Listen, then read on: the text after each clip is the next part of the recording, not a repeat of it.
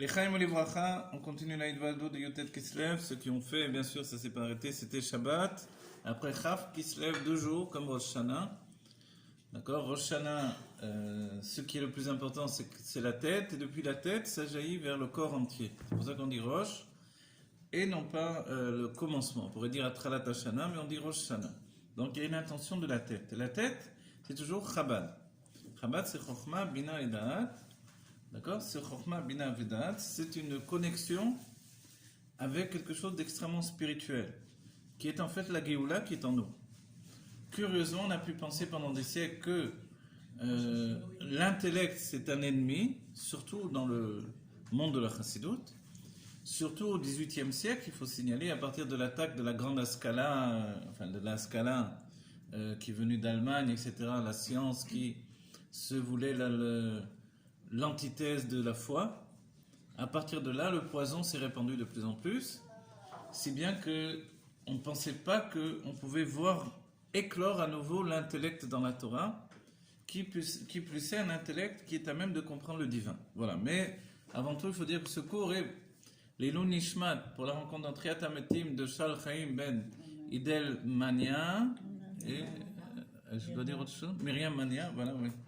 Et également donc tous ceux voilà, Alain Shlomo Ben Eli Malka, voilà, là j'ai plein de reproches Shlema, d'Henri Chaim Ben Julia, Roger Michel Ben Etzma, Esther Arlette Bat Félicie, Ruti Delphine Bat Léa Colette, Jonathan Chaim, Yosef Chaim Ben Malka.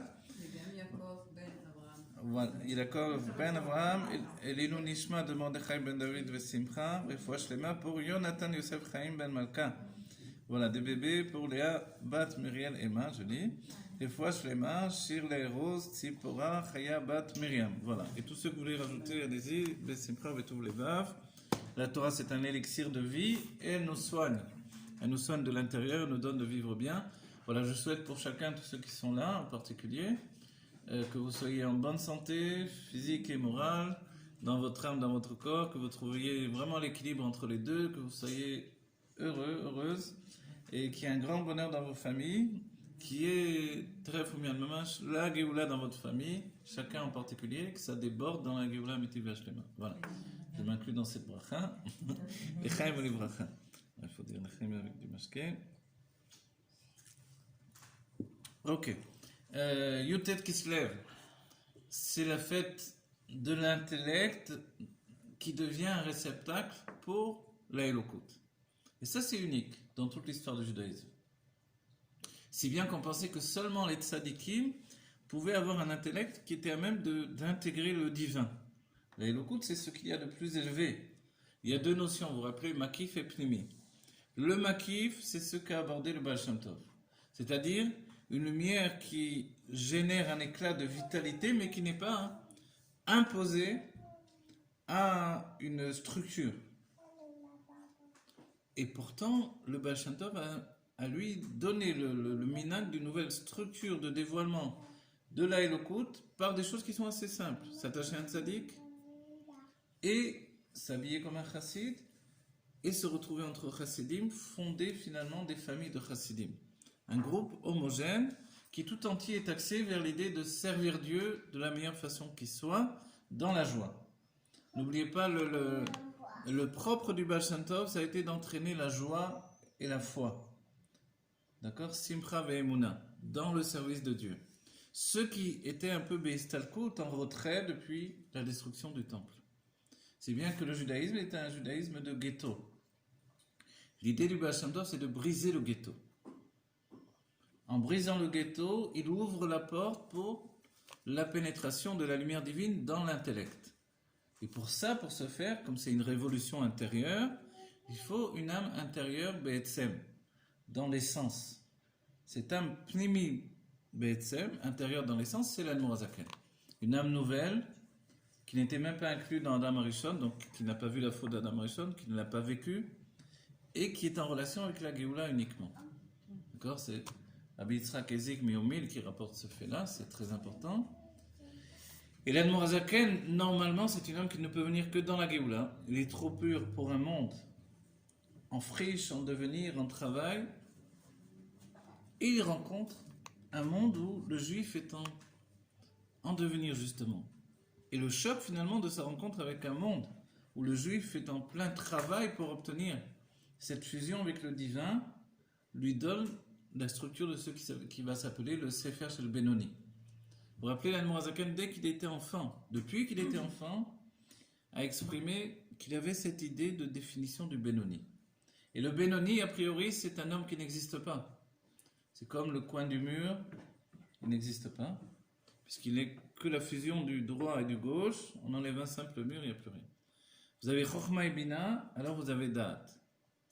Dès que Chokhmah et Bina se séparent, il n'y a plus de Da'at. Le Da'at, c'est le Benoni, c'est-à-dire la conscience intérieure.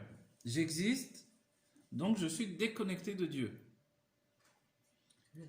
Le Da'at, c'est ça, c'est j'existe. C'est la personnalité intérieure qui se ressent exister. Da'at Tarton, effectivement. Donc ça se traduit assez souvent comme connaissance, mais c'est plus que connaissance, c'est conscience. Le Da'at, c'est la résultante de la faute d'Adam Arishon. Avant la faute d'Adam Arishon, Adam Arishon lui-même était dans un niveau de Keter. Ensuite, finalement, on voit que c'est le Da'at qui va le caractériser. C'est-à-dire, je me ressens exister dans un univers clos qui est perçu en moi, et c'est la nouvelle existence du monde, à partir de sa perception. Auparavant, comme il est dans le Keter, il n'a pas de perception. Donc le Baal Shem Tov ramène le Keter au peuple juif, la foi et la joie, et l'Admorazaken va prendre ce Keter, il va l'intérioriser de nouveau dans le Da'at. Mais le Da'at, c'est le grand ennemi, c'est la faute, c'est la Yeshut, c'est tout ce qu'il y a de plus mauvais. Vous rajoutez Da'at et l'intellect, vous comprenez qu'il y a un grand danger. Aussi, tous les chassidim se sont opposés à l'Admorazaken, y compris son grand ami qui est Rabbi Levi Yitzhak de Berdichev, parce qu'il ne comprenait pas sa démarche. L'intellect, donc pour étudier la Chassidut Rabbah, il faut être intellectuel.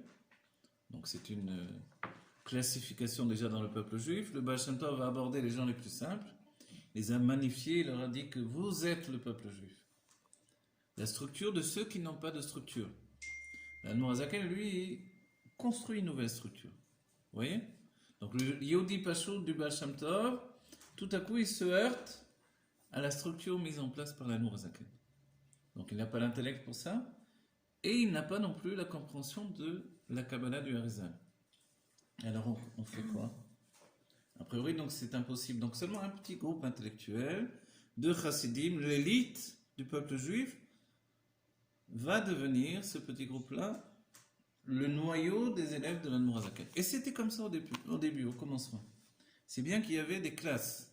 Le niveau le plus haut pour étudier avec l'Admorazaken, il fallait connaître toute la Kabbalah du Harizal par cœur, le Zohar par cœur, et évidemment la Gemara, c'était la base. Je fais une bêtise, mais le Baal Shem Tov et l'Admorazaken, ils ne sont pas contemporains? Ils sont... Le Baal Shem Tov a fait la coupe de cheveux de l'Admorazaken. Okay. Vous voyez? C'est la bracha du Baal Shem Tov à son père Rabbi Baruch. Il faut absolument que vous lisiez les non, les Reshimot, c'est très bien, mais aussi les souvenirs du Rabbi Rayatz, qui rapporte tout l'avènement de la Chassidut. Sefer HaZichronot en hébreu, en français, les souvenirs, donc qui a été réédité récemment. Très très beau livre. Et il faut absolument le lire pour apprendre en fait tout l'avènement de la Chassidut par le père du Rabbi Baruch. Okay? Donc il y avait tous les mystiques, et puis finalement, avant d'arriver à l'Admorazaken, Rabbi Baruch lui-même s'est exilé. Il ne supportait pas que son fils, l'Admorazaken, se levait devant lui quand il rentrait dans une pièce. Il disait, un homme qui a le roi à Kodesh du matin au soir se lève devant moi, j'ai trop honte. Il savait le niveau extraordinaire de son fils. Une âme Khadasha, cette bracha a été donnée par le Baal Shem Tov. Donc on est au XVIIIe siècle, mais le XVIIIe siècle c'est une époque de bouleversement. Quand vient le Baal Shem Tov dans le monde du judaïsme à ce moment-là, c'est une époque de cataclysme en réalité. La famine, la faim, le bouleversement, les guerres, etc. Et là, le peuple juif qui est pris dans l'étau de toutes ces luttes intestinales de la Russie, de l'Europe, etc. Et le Baal Shem Tov vient apporter finalement une refoua. La refoua, c'est le keter. C'est-à-dire pour se soigner, il faut arrêter d'exister. Vous comprenez, c'est simple. Pour se soigner, il vaut mieux arrêter d'exister. Tant que j'existe, forcément, Je suis déconnecté. voilà. Tant que j'existe, j'ai mal. Vous vous rappelez les sages ont dit Marbe dat, marbe machob. Je grandis le dat, je grandis la douleur. Oui, plus une personne a une conscience, plus c'est difficile pour lui. La Gemara parle de ça. Un ministre est obsédé par ses pensées, il n'arrive presque pas à dormir. Un roi, n'en parlons pas. Il faut être vraiment pur et intègre et simple pour arriver à être un roi comme David Améler. Comme Hiskiyahu Améler qui dit bon Dieu, moi j'ai fait ce que j'ai pu, maintenant je vais dormir, à toi débrouille-toi. Et Dieu se débarrasse tous les ennemis, au matin il n'y a plus personne, ils sont tous morts. Il faut avoir la simplicité du roi. Vous voyez, ce sentiment de dire moi de toute façon c'est pas moi qui fais, je sais rien faire moi. Si on n'a pas cet axiome-là, alors on est terrassé par la charge de responsabilité. Mais en même temps, on doit faire tellement de choses en même temps, parce que rien ne se fait tout seul. Alors oui, Il y a tellement de choses à faire, donc je me suis projeté dans l'esprit du roi là, vous me parlez de vous. Là. D'accord, vous avez raison. Alors voilà, là je vous parle du roi. Le roi, ok. Le roi c'est ça, vous comprenez? La Gemara parle de niveau de... Et puis, on comprend que... Ok, donc le Keter c'est lâcher prise. Le Baal Shem Tov est venu dire aux Juifs, lâche prise et donne à Dieu de faire ce qu'il doit faire à travers toi. Arrête de lutter pour obtenir des choses. Toi, je te donne deux axiomes qui vont transformer ta vie, la foi et la joie. Ça, c'est le Baal Shem Tov. Simcha ve'emuna. J'avais enseigné dans une yeshiva à Breslev qui s'appelait Simcha ve'emuna. C'est ça, la foi et la joie. Et c'est vrai que c'est le fer de lance du Baal Shem Tov. On s'attache à son rabbi, lui il est élevé, lui il se casse la tête, lui il peut rencontrer le date, la connaissance, la conscience divine, et moi je m'attache à lui, et puis voilà. Je m'en remets, je suis comme un enfant dans les mains de mon rabbi. Et c'est merveilleux dans un certain point de vue. C'est merveilleux tant qu'on reste enfant. Quand on devient adulte, c'est problématique un petit peu. Ok. L'Admor HaZaken arrive, il entraîne une nouveauté dans le judaïsme du dévoilement de la chassidoute, travailler de ses propres forces, devenir adulte et ne pas attendre que le rabbi soit adulte pour moi.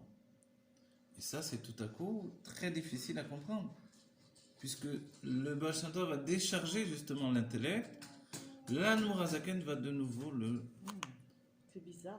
voilà, le rattacher à la personnalité. Donc tout à coup, la responsabilité de laquelle je m'étais déchargé, elle redevient ma propre, comment dire, oui, ma propre responsabilité, ma propre énergie créatrice de mon propre judaïsme. Je ne dois pas attendre que le rabbi soit créatif, qu'il soit kadosh, qu'il soit... Bien sûr, tout ça, ça existe toujours, sinon ce ne serait pas la chassidoute. Ça, c'est une autre conscience. Mais tout à coup, si je peux obtenir la même sagesse que le rabbi, je le ferai. C'est vrai que ça va être ben aror, mais peu importe. Si lui, il voit cette sagesse depuis les mondes divins, moi, je la verrai depuis les livres. Si lui, il comprend, moi, je dois comprendre. Vous voyez ça, là? Vous comprenez? Et l'idée de l'Admor HaZaken, c'est que chacun d'entre nous, on est à même de réussir, d'aller jusqu'au bout. Pourquoi? Parce qu'on a tous les mêmes kelim. Alors, il commence à nous expliquer. Et c'est le Sefer HaTanya qui vient nous expliquer tout ce cheminement. À commencer par le fait qu'il y a 3 sortes de Yehudim. En hébreu, c'est le Tzibur. Vous vous rappelez le Tzibur? Tzadik, Benoni, Racha. Tzadik, Benoni, Racha. Le Tzadik, il y a 2 niveaux dans le Tzadik. 2 niveaux dans le Tzadik. On a cité également Suzanne, voilà. Suzanne est avec nous. Suzanne, Sarah, Gisèle, Messaouba. Voilà. Qu'elle soit avec nous. Alors, il y a le Tzadik Vetovlo, Tzadik Veralo. Et ensuite, il y a le Racha Vetovlo, Racha Veralo. Et entre les deux, il y a le Benoni. Le Benoni, on voit que c'est comme le Dat, c'est comme le coin qui n'existe pas. Donc, c'est la plupart du temps pour nous, c'est Alva et Benoni. Pourvu que je sois un Benoni. Et c'est déjà quelque chose. C'est-à-dire que le temps passé depuis le XVIIIe siècle, la moitié Donc, à votre question, est-ce qu'ils sont contemporains? Oui, mais disons que C'est comme le petit-fils par rapport au grand-père. Donc on a avancé, évidemment. D'accord. On a avancé dans le temps. L'Admorazaken, lui, il est contemporain, l'Avdil, à l'époque de Napoléon. Et l'explication de l'Admorazaken, c'est qu'il y a toujours le Léo Mazé en face, dans les forces du mal, une entité au niveau même du Nassiador. Sauf que l'Admorazaken a dit que, par contre, cette fois-ci, il n'y a aucune commune mesure entre Napoléon et moi. Oui, l'Admorazaken n'a pas caché le fait qu'il soit le Nassiador. Il a expliqué clairement que normalement ils sont au même niveau. L'un dans la Gdusha, l'autre dans les forces du mal. Là, l'Admorazaken a expliqué que non. À ce niveau-là, malgré la puissance de Napoléon dans les forces du mal, il a désigné très clairement qu'il était bien au-dessus, sans aucune relation directe. Moi, j'ai une question. Oui. Oui, madame. À partir de Adam Arishon, il a tout d'un coup la conscience d'exister. Et à partir de Baal Shem Tov, alors c'est la conscience de ne pas exister. Alors voilà, oui, exactement. Se guérir de la faute d'Adam Arishon, c'est ça. C'est, si je n'existe plus, qu'est-ce que ça veut dire? Allez voir un chassid de Sant. Qu'est-ce que ça veut dire pour lui qu'il n'existe plus? C'est-à-dire que le rabbi, il prend en charge mon avodat Hashem. Il me dit quoi faire, je fais, c'est tout. Je me casse pas la tête. Si je vais pas chercher de moi-même à obtenir une avancée spéciale, à comprendre, à trouver mon chemin. Non, ça c'est le souci du rabbi. Il me dit fais ça, je fais ça. Mets le masque, je mets le masque. Enlève. Non, Oui. la personne elle-même. La personne elle-même, elle s'en refaire au rabbi. Le rabbi sait. Il sait ce qu'il faut faire et moi j'ai pas besoin de savoir. Mais Du coup, ne alors- serait-ce que choisir sa femme, on fait des shiurim, il le fera. Oui, elle non. Alors il le fera qu'avec la. Si le rabbi lui dit ne te marie pas avec elle, il va pas se marier avec elle. C'est sûr. Même s'il est amoureux, ça fera un déchirure dans le cœur, mais ses parents ils le marieront jamais si le rabbi a dit non. Les autres chassidoutes. Mais, Ah oui, là je vous parle des autres chassidoutes. Et donc, ces gens-là qui effectivement sont, je comprends, ils deviennent des chars divins, c'est ça, ils sont plus de volonté autre que celle à laquelle je vais rencontrer. Oui, ça n'annule pas la personnalité, mais si vous voulez, il y a une volonté de se décharger. De se décharger du date, de la problématique de leur existence personnelle. Donc c'est une vie communautaire à 100%. D'accord. Encore aujourd'hui. On est encore aujourd'hui, bien sûr, ils sont tous habillés pareil, ils sont tous dans le même état d'esprit, les femmes ont le même état d'esprit, vivent de la même... Les chassidim en général.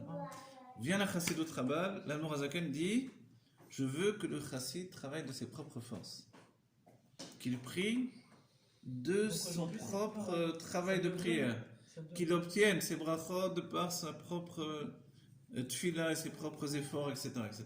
Tout commence tout à coup un travail intérieur. L'Admorazaken rétablit le Adam Apnimi, l'homme intérieur qui, lui, évolue de par ses propres forces. Et ce qui lui donne à cet Adam Apnimi, c'est le travail des tzadikim en réalité.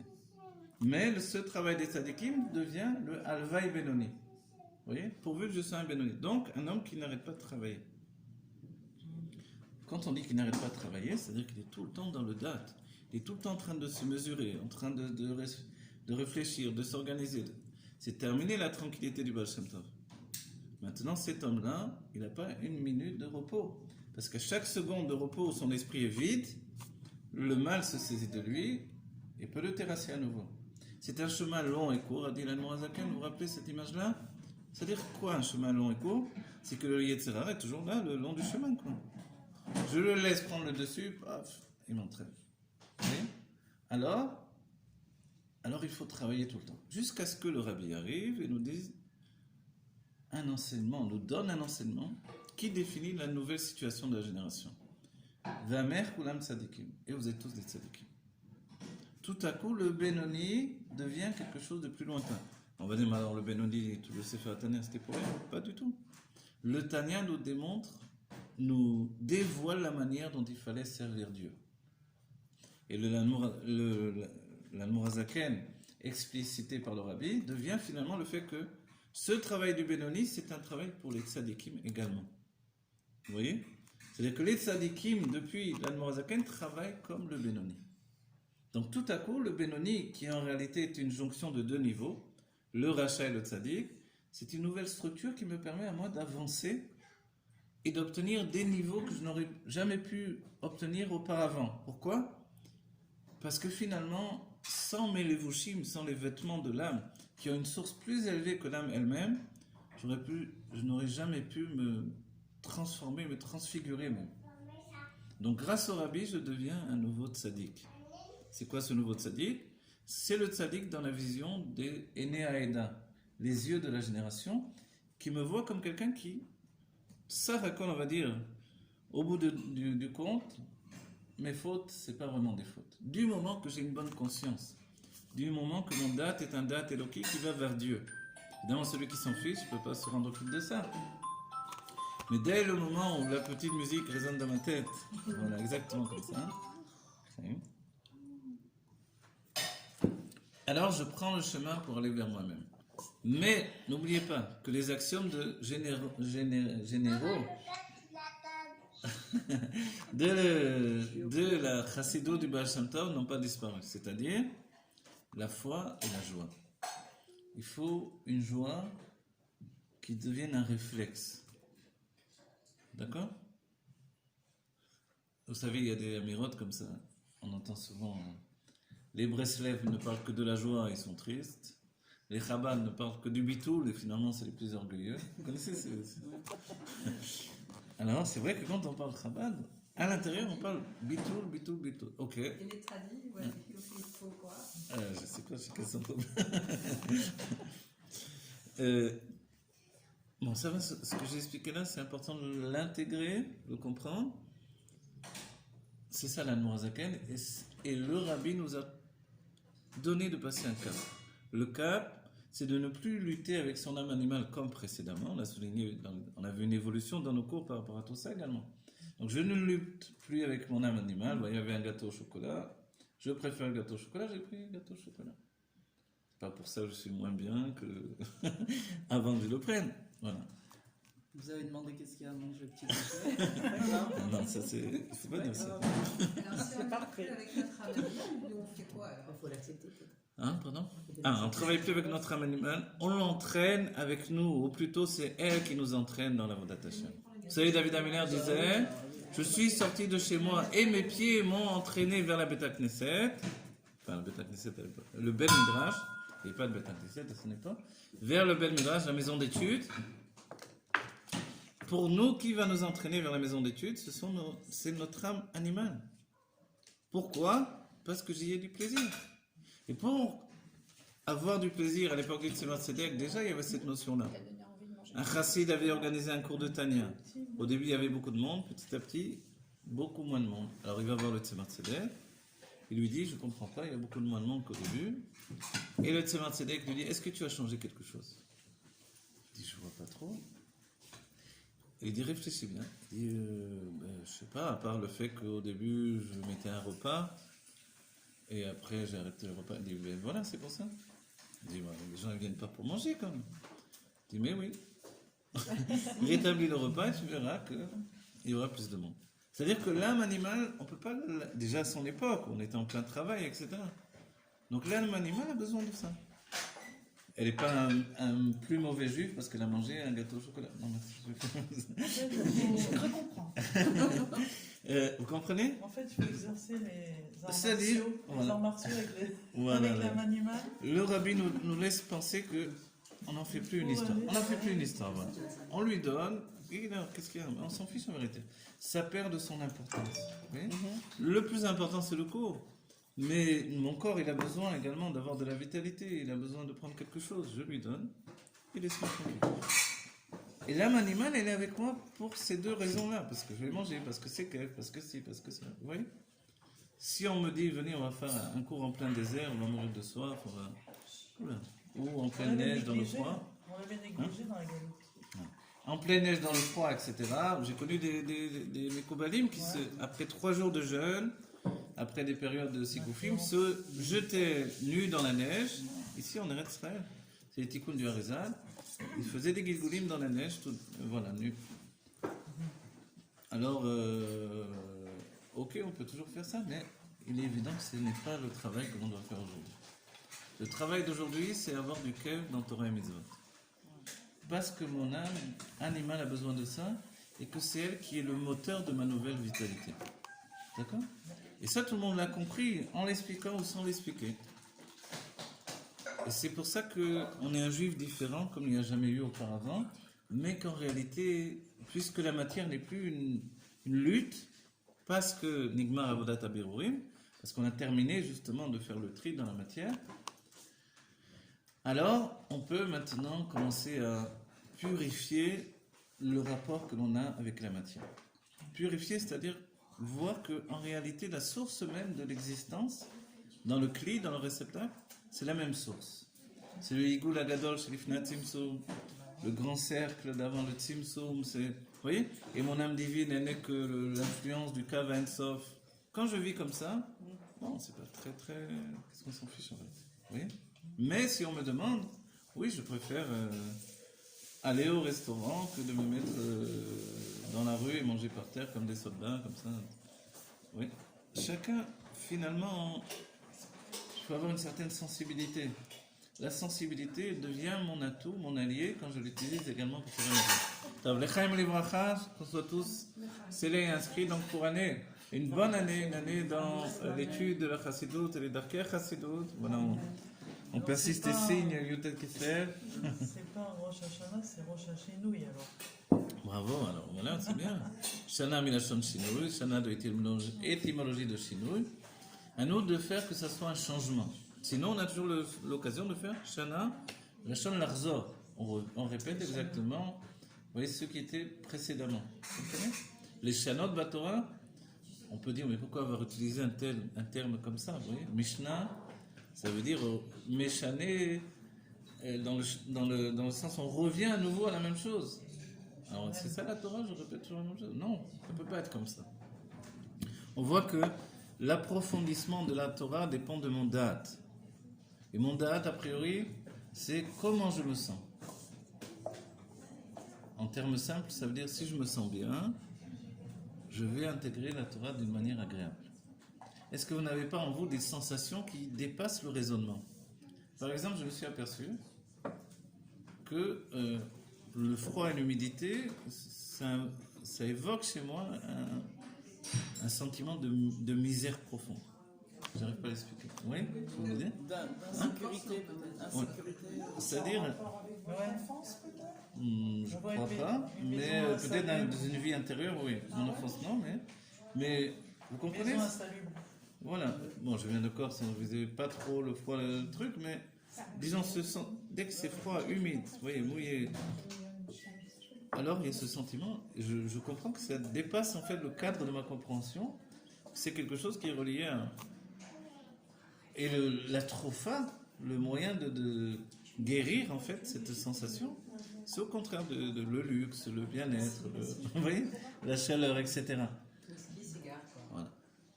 Pardon? Whisky, cigare, pas trop pour moi.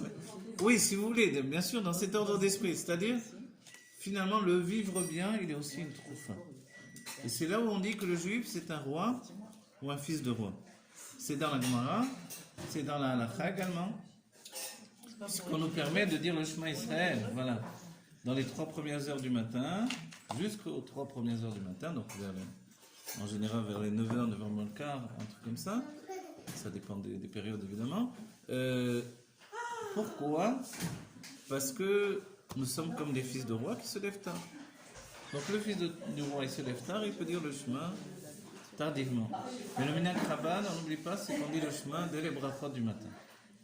Au matin on fait les brachot et tout de suite on dit le chemin Israël pour être rendu quitte de la mitzvah du Kriyat Shema. D'accord? Il y a une mitzvah du Kriyat Shema dans son temps. Donc on l'a fait à l'avance, comme ça on est tranquille. Même si on prie tard, on a fait la mitzvah de Kriyat Shema. Ok? Tav L'Echaim Livracha. Tout ça c'est pour que l'on comprenne. Alors on a dit qu'est-ce que la Chassidut de l'Admor HaZaken et qu'est-ce que cette révolution qui a entraîné finalement une accusation dans le ciel, c'est de restructurer le date juif comme un date éloqué, mais qui est animé, qui est animé de manière personnelle. C'est-à-dire je ne m'en remets plus à l'élévation du Rabbi, mais pourtant, on souligne tout de même, l'élévation du Rabbi est un tremplin pour que moi je puisse réussir ce vers quoi je me suis engagé. D'accord? Je me suis engagé sur un chemin personnel et la réussite de ce chemin, c'est l'attachement au Rabbi. Qui plus est dans notre période, la période du talon du Mashiach, du talon. Imot HaMashiach, les jours du Mashiach déjà bien entamés. C'est bien qu'on arrive sans doute dans la notion de... Vous voyez, il y a 3 époques forcément, 3 périodes dans la vie de l'homme, l'enfance, l'adolescence, l'adulte. On arrive sans doute à l'enfance de l'adulte. Donc on commence à y comprendre quelque chose dans tout ça. On a subi les choses, on a été porté, on a été pris. Et puis il y avait une grande problématique au sein même de Chabad qui s'est faite dans notre époque, c'est que il y avait un désir de se laisser porter par le Rabbi. Donc de revenir à la chassidoute de Pologne. Exactement. Puisque le Rabbi lui-même a pris des minagim de Pologne, comme de distribuer des dollars, comme le fait de passer devant le Rabbi, vous voyez, de distribuer du mashké. Ça, c'est pas des minagim Chabad, ça. Ou de pas penser par soi-même. Voilà. Le minag Chabad, c'était de rentrer en Yechidout, faire le point avec le Rabbi me donne bracha, et je travaille avec mes propres forces. Ouais. Ça, c'est Chassidut Chabad. Tout à coup, passer devant le Rabbi, bracha v'atzlacha, il transforme tout, malgré que je n'ai pas tellement préparé la rencontre. Il annule tout ce qu'il y avait de mauvais, il me donne une nouvelle vitalité, une nouvelle structure. Ça, c'est nouveau. Donc, du coup, on s'est laissé porter par le Rabbi. Arrivé Kohar Nissan, le Rabbi commence à s'énerver drôlement. Dans la mitzvah de s'énerver pour l'avodat Hashem. Et il nous dit, mais réveillez-vous, vous êtes endormis. Et n'oubliez pas qu'à l'époque du Baal Shem Tov, le peuple juif était dans un coma profond. Le Baal Shem Tov est venu le réveiller. Et tout à coup, à la porte de la Géoula, à la veille même de la Géoula, alors on est endormi totalement et le Rabbi nous donne une secousse et cette secousse nous prépare à Gimel Tammuz qui est un moment de transformation. Le Rabbi se voile pour que l'on puisse travailler sans plus attendre de lui qu'il soit notre je sais pas comment C'est ça dire. qu'il avait dit. Voilà, Moré derrière, mais plus en fait. Qu'il soit comme la chassidoute de Pologne, que lui il fasse le travail. C'est elle qui a dit Voilà. ça. Non, Moré derrière, c'est celui qui me montre le chemin. Qui nous montre le chemin, c'est une bonne chose du moment que j'emprunte le chemin. C'est le travail de la Nourazaken depuis le Tania. On a toujours été bête. Mais le fait qu'on se laisse porter par le Rabbi totalement, ça c'est quelque chose qui va à l'encontre même du principe de la chassidoute Chabad. Ouais. Donc en fait, aujourd'hui, on n'a plus d'autre choix que de faire les choses. Et de là, 2 sortes de chassidim, celui qui demande au Rabbi, j'ai bien fait ou j'ai pas bien fait. Celui qui, avant de faire chaque chose, demande au Rabbi, il faut faire ça, il faut la droite, il faut la gauche. Les deux sont... Et on ne pense pas soi-même. Voilà, en fait, l'idée, justement, c'est de devenir Atzmaï. Atzmaï, selon l'Admorazaken, finalement, selon le Chassidut de Chabad, c'est le Etzem, dévoiler le Etzem. On ne peut pas dévoiler le Etzem en attendant que Dieu fasse à ma place. Dans le Etzem, Dieu, c'est moi. Comprenez l'idée? Elle est simple. Le Enon Milevado, c'est Enon Milevadi jusqu'au bout. Dieu, c'est moi. On va dire, bon, celui-là, il a tourné de la tête. Mais Dieu, c'est moi, c'est toute l'idée du travail Atzmaï. Vous voyez? Voilà. Tu es Atzmaï, tu travailles pour toi. Alors, ça veut dire que dans ce cas-là, Dieu, c'est moi. C'est-à-dire que quand je fais, c'est Dieu qui fait avec moi. Est-ce que Dieu est d'accord avec moi? Mais du moment où je fais de mon mieux, bien sûr qu'il est d'accord avec moi. Puisque ma décision, c'est la décision de Dieu. Vous voyez? Et ça, c'est le travail nouveau. Oui, vas-y, je vous Dans la en prie. place du Grot Kodesh là-dedans. La place du Grot Kodesh, on pourrait dire qu'on devrait faire de moins en moins. Bah oui. Il y a un enseignement chez les Chassidim. C'est vrai que le Grot Kodesh est très important et que les grandes lignes de changement de notre vie. La place de Grot Kodesh, d'écrire au Rabbi, de demander au Rabbi, c'est vrai qu'il y a des grandes lignes de notre vie où on demande au Rabbi, etc. C'est vrai. Mais il y a aussi un enseignement du Rabbi lui-même du fait qu'il y a assez d'enseignement dans les sikhot et dans les mamarim et dans les lettres en tant qu'enseignement pour savoir quoi faire sans avoir besoin de demander constamment au Rabbi. Vous voyez? Mais ça dépend de notre engagement, de notre bitoul, de notre décision à être atzmaï, justement. Depuis longtemps. Comme le fait d'avoir un mashpia, etc. Toutes ces notions-là, finalement, il y a quelque chose, il y a une sorte d'éclatement qui se passe dans notre judaïsme et dans notre chabadisme. Voilà. Lubavitchisme. Il y a quelque chose qui s'éclate, quelque chose qui fait que ça a un peu changé, ça a beaucoup Le changé. plus flagrant, c'est quand le rabbi a dit vous dites Armatai parce que je. Voilà, vous le dites parce que moi je vous dis de vous dire. Donc on comprend bien que on n'est pas du tout Atzmaï. On est au contraire handicapé. Comment ça On est handicapé parce que le rabbi nous porte. Alors c'est là le rabbi a dit stop, c'est comme ça. Je me cache, débrouillez-vous. À partir de ce moment-là, le rabbi est plus présent que jamais, mais moi je suis actif tout à coup. Et mon action, c'est aussi de moi-même réfléchir jusqu'au bout. Moi-même réfléchir et aller jusqu'au bout de la compréhension de ces enseignements des rabbis, mais du rabbi en particulier. Yutet Kislev nous donne d'être la tête de notre nouvelle année, de notre nouveau chinouille, notre changement dans le service de Dieu. Et le service de Dieu, c'est notre vie quotidienne. Vous vous rappelez les chassidim, et le rabbi dit une phrase, vous savez, le rabbi dit par exemple, combien de mitzvot il faut faire pour être religieux? Donc il n'y a pas de définition. Et la religion, ce n'est pas le judaïsme. Sinon, on aurait... Le judaïsme, c'est pas la religion. Voilà, le judaïsme, c'est pas la religion, mais la religion est l'expression de notre judaïsme, c'est vrai. Mais le judaïsme, c'est autre chose. C'est justement l'attachement à l'essence de Dieu. D'accord? Donc c'est pas parce que je vois un juif qui ne fait pas Torah et Mitzvot qu'il est moins bien que moi. C'est pas qu'il soit mieux que moi, mais que de faire le tzimtzum de son makif, de ses lumières trop grandes pour entrer dans le carcan de Torah et Mitzvot, c'est trop difficile pour lui. Vous voyez? Donc ça met un peu plus de temps. Donc les meilleures âmes, elles sont peut-être à l'extérieur. C'est bien de penser comme ça. Et sûrement d'elles. Mais parce que c'est une réalité d'après la façon. C'est-à-dire que, Beaucoup de gens s'arrêtent voilà. Ça aide à la. Dans la base, dans la source divine, Esav n'était pas moins bien que Yaakov, il était même plus élevé. Le rabbi dit, ça embête les gens qui ont dit ça, mais c'est la réalité. C'est la vérité de la Torah. Ensuite, quel est le secret? C'est que la source de la source de Yaakov était plus élevée que la source de Esav, ou de la source de Esav. Ah, Oui. la source de la source. Voilà, c'est-à-dire qu'il faut remonter encore plus haut pour découvrir que quand même, c'est pas rien que Dieu dit j'ai haï Esav et j'ai aimé Yaakov. C'est Dieu qui le dit. Pourquoi ça veut dire? C'est un vrai libre arbitre de Dieu, mais Dieu a structuré les choses.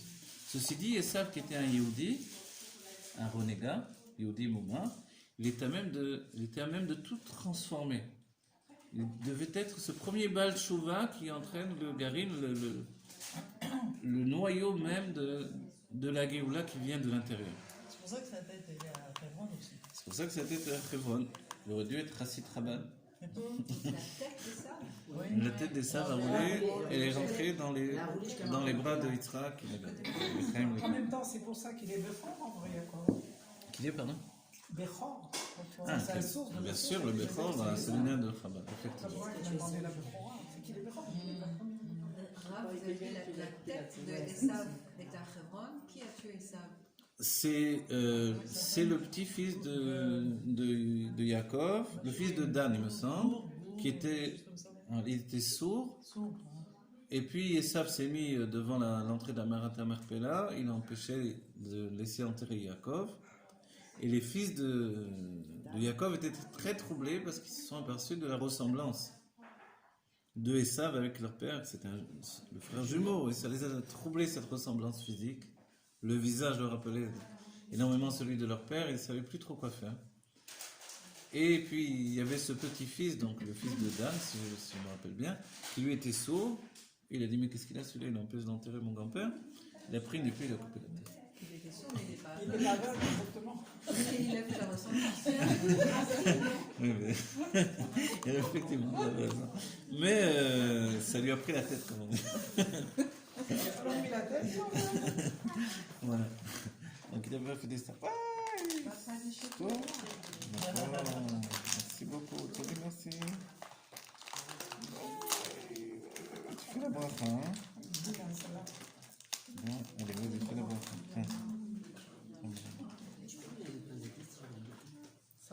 Voilà. Toute petite, elle dit les brachot déjà. Elle dit la bracha toute seule d'elle-même. Elle dit Amen aussi, maman. C'est la première à dire Amen. Chaque année. Elle ne mange pas sans dire la bracha. Hein?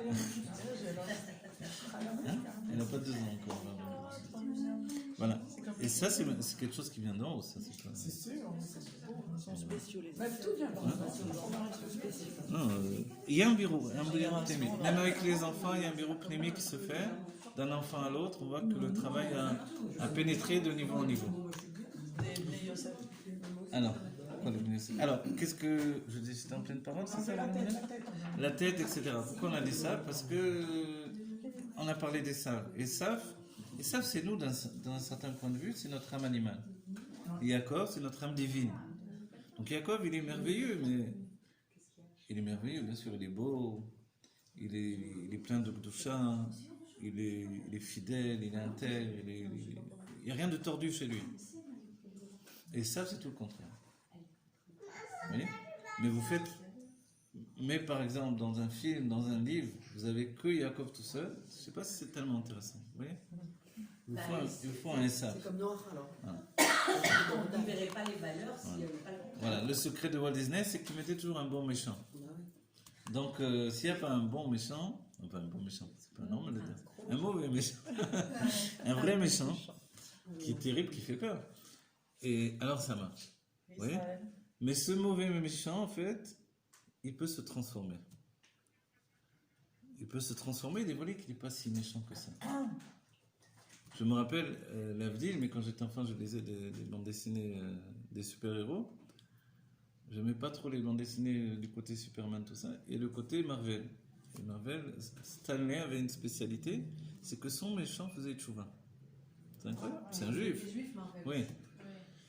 Donc son méchant faisait tchouva. C'était un méchant, mais finalement on découvrait qu'il avait une raison qui avait fait basculer sa vie, que avant la fin souvent, avant de mourir des fois, il faisait tchouva. Vous voyez? Est-ce que Yaakov, il est obligé d'être Israël pour pouvoir transformer ça? Est-ce que Yaakov, il est obligé de devenir Israël pour transformer ça? Oui, Sinon, c'est pas effectivement. possible. Voilà, exactement. C'est tout l'enseignement. Dès que Yaakov devient Israël, il a les possibilités, puisqu'il a accumulé les deux niveaux. Dans les mondes divins, il y a une structure de Israël et puis Yaakov. Yaakov, c'est la structure des sentiments, mais cette structure des sentiments est déconnectée de la notion de l'intellect. L'Irosh, c'est l'intellect, alors c'est, comme on dit, Yaakov dans sa structure générale. Vous voyez? Alors maintenant, il est devenu Israël. Et la même chose, il y a Rachel, c'est la petite figure, et puis il y a Léa, et la fusion des deux donne Rachel Agdola. Vous voyez? Elle devient une grande structure. Et pour nous, c'est la même chose, c'est-à-dire que je ne peux pas vivre uniquement dans la face dévoilée de mon être. Imaginez quelqu'un qui ne vit que dans l'état dévoilé de son être, c'est-à-dire qui n'a pas spécialement d'envie, qui n'a pas spécialement de... Vous savez à quoi ça me fait penser? Donc, pas spécialement de Yitzhara. Le Tanya parle d'un Benoni TV. Vous connaissez ce Benoni TV?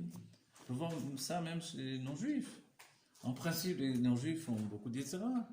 Et puis, il y a des gens très sérieux, ils se marient, ils divorcent pas, ils ont leur vie tranquille, ils font leur petit truc, là-bas, ils ont un travail, ça, Et le Benoni, il y a même un Benoni comme ça. C'est pas qui se retient de manger, c'est pas qui se retient de courir derrière les femmes, c'est pas qui se retient aujourd'hui d'aller, je sais pas quoi, sur internet, voir des films, trucs machin. C'est que lui, il n'en a rien à faire du tout. Ça l'intéresse pas. Pourquoi? Parce qu'il est froid de nature. Cet homme-là qui est froid de nature, il est comme ça. Il y a une sorte de Benoni. Nous dit, voilà. On va dire, mais pourquoi il n'est pas de sadique dans ce cas-là? C'est étonnant. S'il y a un tel Benoni qui est comme ça, pourquoi il n'est pas de sadique? C'est étrange. Normalement, il devrait être sadique dans ce cas-là. Parce que le sadique a une chaleur, il est chaud, bouillant pour la Vodat Hashem, pour le service de Dieu. Et lui, même dans la Vodat Hashem, il est froid, il est juste réglo. Il ne va pas dépasser d'un pouce, s'il doit manger une olive, il ne va pas manger 2 olives. Oui. Donc, et le Balatali nous dit, ça, c'est pas du service de Dieu. C'est de la robotique avant l'heure, c'est un androïde, c'est pas un être humain. Mais quel est son travail à ce bonhomme? Celui-là, il doit faire une chouva tellement profonde que... C'est la besoin de sommeil, quoi. Voilà. Non, c'est angoissant. Il faudrait presque qu'il fasse une faute pour qu'il ait un éveil profond. Et c'est ce qui peut arriver, peut-être de mieux pour lui, c'est-à-dire comme on dit, une bonne claque dans la figure, pour avoir une remise en question. C'est ça le truc. C'est qu'il croit qu'il est sadique, parce qu'en réalité, il est comme sadique, vraiment. Vous voyez? Il est comme un sadique parce qu'il n'a aucun penchant vers le mal. Et pourtant, le Benoni, toute sa définition, c'est qu'il est entraîné vers le mal. Donc il veut le Tanya nous a dit que dès la sortie de la Tfila, il peut penser à des femmes. Vous imaginez? Donc dans notre époque, le Benoni, c'est un fou. Vous voyez? Donc le Benoni, il est Yaakov, mais tendance Esav. Et pourtant, il reste Yaakov Bekor. Vous voyez? Donc le Rabbi nous dit, écoute, laisse tomber ce Benoni de cette manière-là aujourd'hui, viens, concentre-toi sur le tzaddik. A priori, on ne peut pas être un tzaddik. Mais oui, ce tzaddik-là, tu peux être ce tzaddik. C'est moi qui te vois tzaddik et je t'élève au niveau de tzaddik. Et c'est comme ça que l'on doit regarder les Youdim aujourd'hui. Oui, mais il ne fait même pas Torah et mitzvot dessus. Vous voyez? Vamer Kulam Sadikim. Voilà. Voilà. En vérité, tu sais ce qu'il fait dans sa vie, tu sais. Qui plus sait, quand on parle par exemple des Israéliens, dont une grande partie ne sont pas religieux a priori, ce n'est qu'a priori. C'est faux. Ils font plein de mitzvot. Qui plus sait, ce sont des militaires qui protègent tout le peuple juif. Cette mitzvah-là est tellement importante que n'oubliez pas un militaire en pleine situation de guerre, et malheureusement on est toujours à la limite de la guerre ici, en vérité il n'est pas tour du tout. Il pourrait ne pas manger kasher, il pourrait ne pas... Vous voyez? Donc en fait, tout ce qu'il fait c'est même un plus. Quand il veut manger kasher, quand il veut ne pas être mechalel Shabbat, etc. Mais il a toutes les permissions de la Torah pour faire ce qu'il fait. Donc en fait, la situation des Juifs, elle a tellement été transformée par le fait de se confronter à une réalité nouvelle, que nous sommes dans une phase de Géoula presque tivite, presque naturellement. Vous voyez? Je donne un autre exemple. La Torah dit que la halakha, les femmes ne sont pas obligées de faire toutes les mitzvot, toutes les tfilot, etc., d'étudier toute la Torah, parce qu'elles n'ont pas le temps, elles s'occupent de la maison, des enfants. Quand on voit la réalité, surtout dans le confinement, où les hommes s'occupent de la maison et des enfants également, on pourrait rajouter, et les hommes non plus ne sont pas obligés de faire toutes les prières, de faire de Torah et Mitzvah, de faire... Ouais, parce que comme les femmes, ils n'ont pas le temps. Alors on va dire, alors pourquoi tout le monde fait quand même tout? Eh bien parce que c'est comme ça, on aime Dieu, on essaie de faire de notre mieux. Du coup, tout est différent. Donc c'est pas des tzadikim ça? Ce sont des tzadikim parce qu'on pourrait trouver vraiment à chacun de lui dire... Vraiment une échappatoire de la Vodat Hashem, parce qu'on est tellement une génération différente que tout est différent. Dans le Tafresh Anbet de Rabbi Rachab, c'est bien de revenir au texte, ça nous donne de nous structurer. Voilà. Dans le page P c'est la bouche. Alors, on a commencé le Kitsur, on n'a pas vraiment fini. Je vous entraîne après le Kitsur. Qu'est-ce qui se passe après le Kitsur? Il est écrit Veine kolze u prinat or pnimi sheba beprinat itlabshut bakelim. Comme il dit Veine kolze, et voilà tout ceci. Je sais pas si ça dit en français tout ceci. Tout ça quoi. Alors c'est dans un niveau de or pnimi, une lumière qui s'intériorise dans le niveau de l'itlabshut bakelim. C'est ce que l'on a exprimé. La lumière s'investit dans l'équilibre, dans les réceptacles. Mais comme il dit Kolze, on dit de quoi il parle. Alors on est obligé de retourner en arrière. À la fin, il nous a dit dans la fin du période précédent, du chapitre précédent, Vezeo prinat itralkut mala ou mata shebeolamot. Et de quoi il parlait? Il disait que en fait, il y a des sphirotes dans tous les niveaux. Il y a des sphirotes dans le monde de Hatzilut, dans le monde de Bria, dans le monde de Yetzira. Et finalement, au-dedans de nous, il y a des sphirotes. Chez nous, les sphirotes sont devenues les forces de l'âme. Asara kochot hanefesh, les 10 forces de l'âme. Et s'il y a des sphirotes dans tous les mondes, alors chez nous, ça correspond à quoi? Nous aussi, on est un monde. Ce qu'il y a d'extraordinaire, c'est que les sphirotes sont dans des mondes. Quel monde? Voilà, alors s'il n'y a pas de monde, il n'y a pas de sphirotes. Donc, nous sommes un monde. C'est pour ça qu'on dit que celui qui sauve une vie, d'accord, la vie d'un juif, c'est comme s'il sauvait un monde entier. Vous la connaissez, cette phrase, elle est célèbre. Qu'est-ce que ça veut dire pourquoi, comme un monde entier? Parce que chacun, nous sommes un monde. Non, parce que chacun peut apporter sans âme. Ma mère, elle a... on est Sarakol, mais un enfant, petit-enfant, arrière-petit-enfant. On est plus que 100. D'accord. Ça, c'est un monde. C'est ça, c'est plusieurs mondes, mais. Alors voilà, que vous ayez dit non, ça m'a embêté. Ça m'a contrarié. Après que vous vouliez parler de votre mère, c'est super. Vous avez raison, non, c'est bien ce que vous dites. Ce que je veux dire, c'est super, hein, vous avez raison. Je veux dire plus que ça dans l'idée que nous sommes un monde particulier. Comprenez? Si nous avons 10 sphirotes en nous, donc 10 forces de l'âme, c'est parce que nous sommes un monde. les sphérotes ne résident que dans un monde. Donc chacun, nous sommes un monde en particulier. C'est ça qui est extraordinaire. Ah, rien à voir Oui. avec la descendance. Il y a quelque chose. Voilà, c'est-à-dire chaque individu. C'est pas rien à Oui, voir. moi, il y a beaucoup de choses que je C'est comprends pas pas. rien à voir. L'essence, Chaque individu, vous êtes un monde en particulier. Vous Oui, mais comprenez? ils disent les mondes. Les mondes, c'est. Les mondes. Il y a le monde de Hatzilut, le monde de Bria, le monde de Yetzira, le monde de Asiya. Ok? Tous ces mondes-là sont, entre guillemets, je veux dire, peuplés de sphérotes, seraient structurés par des sphérotes. Des sphérotes, ce sont des dévoilements divins qui sont au nombre de 10, qui véhiculent une vitalité qui est organisée. Ok? Mais sans Quand on problème. arrive dans ce monde de Asiya et qu'on s'habille, après la faute d'Adam Arishon, dans un individu, on va dire, mais qu'est-ce qui s'est passé? Où sont passés les 10 sphérotes? C'est vrai que le monde dans lequel se trouve est constitué de 10 sphérotes, mais tout à coup, les 10 sphérotes sont devenus un individu. C'est-à-dire 10 sphérotes chez moi, 10 sphérotes chez lui, chez elle, chez l'autre. C'est là vous il comprenez? tracoute, ça. C'est là, il tracoute. Mais dans les autres mondes, il n'y a pas de forme. C'est que dans le monde Asia que les sphérotes Ce n'est qu'à partir de s'aviennent. la conscience du monde de la Siya, donc après la faute d'Adam Arishon uniquement, que les sphérotes s'habillent dans un corps. Auparavant, Ah, c'est depuis. depuis la conscience de la faute, d'accord, dans le monde de la Siya, le monde de l'action où nous sommes, que les sphérotes viennent s'habiller dans un corps. Donc tout à coup, on a une moudaout, une conscience différente, qui n'existait pas précédemment. Les sphérotes cloisonnées dans une structure corporelle, d'accord, qui fait office de monde. Donc le monde, ce n'est pas ce qui est à l'extérieur, c'est ce que je perçois depuis mon intérieur. Je ferme mes yeux, finalement, les beaux paysages que je pouvais voir précédemment n'existent plus. Que Dieu préserve, un aveugle ne les voit pas. Vous voyez?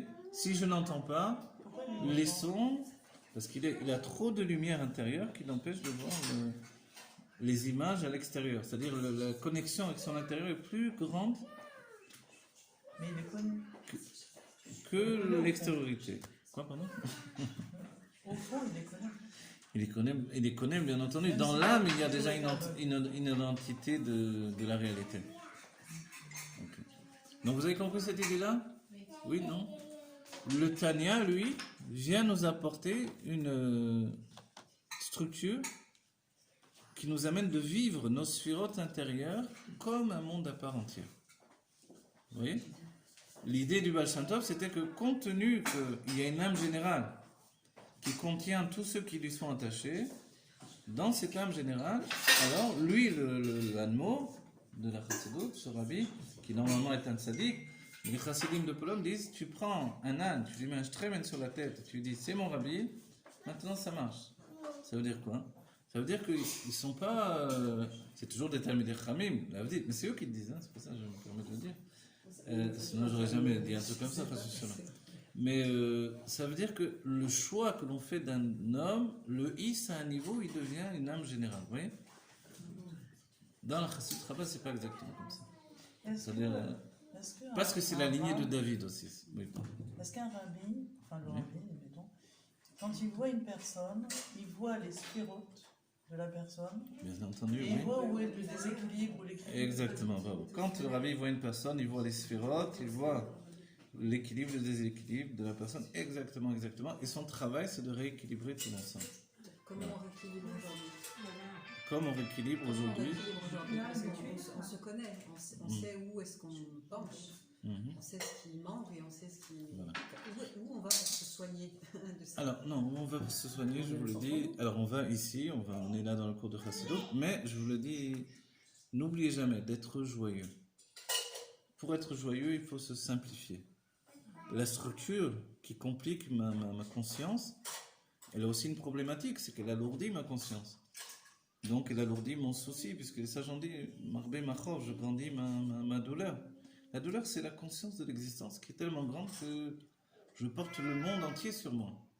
Or, on ne me demande pas de porter le monde entier, on me demande de porter mon monde à moi. Et c'est pour ça que chaque individu est un monde entier. Compte tenu de ça, je dois trouver ma Géoula personnelle, trouver mon équilibre, et sachant que les autres ont aussi cette problématique d'équilibrer leur sphérote, je dois les aider de mon mieux à faire ce travail. Alors comment?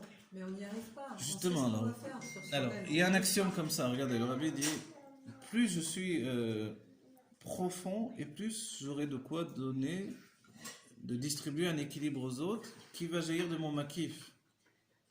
Alors, de mon expression générale. D'un autre point de vue, regardez. Quand j'ai moi-même des problèmes, je vais m'occuper des problèmes des autres. En aidant les autres, je m'aide moi-même. Pourquoi? Parce que j'ai déstructuré l'enfermement du date. Mon date, lui, il devrait s'élever jusqu'au keter, s'englober dans le keter. C'est-à-dire, en d'autres termes, le date, il a besoin, pour être un date bari, un date en bonne santé, il a besoin d'arrêter d'exister. Chez les chassidim, le Baal Shem Tov avait mis en place la Hitvadut, par exemple. La Hitvadut, normalement, c'est le moment où on se laisse aller. Il Vous voyez? y a un doute, c'est ensemble. Hitvadut, c'est se réunir ensemble. Donc les hommes entre hommes, les femmes entre femmes. Bon, là c'est spécial, on enseigne un cours de Torah, mais... Et à ce moment-là, on se laisse aller. Vous voyez? On se laisse aller jusqu'à quel degré? Certains se laissent aller jusqu'à rouler sous la table. On va dire, c'est honteux, etc. L'idée n'est pas justement de chercher si j'ai honte, j'ai pas honte. L'idée, elle est lâcher prise. Lâcher prise pour pouvoir m'englober dans le keter. Et les chassidim le faisaient à un tel degré dès le commencement. Et certains chassidim priaient la tête en bas. Pour montrer que tout avait changé. Toutes les normes de vision de la réalité étaient transformées.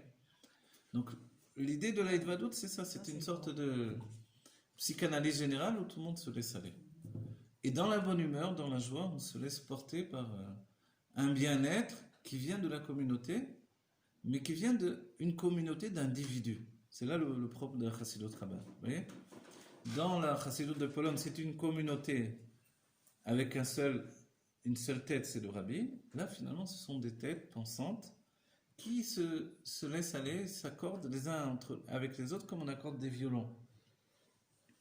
Et aujourd'hui, compte tenu qu'il faut encourager chacun, on encourage et on dit à chacun, va jusqu'au bout de toi-même, découvre tes talents, cuisinier, couturier, je sais pas moi, oui, peintre, le fait de s'annuler, on est connecté à son vrai soi qui est le côté divin, et automatiquement, la personne qui est en face s'équilibre.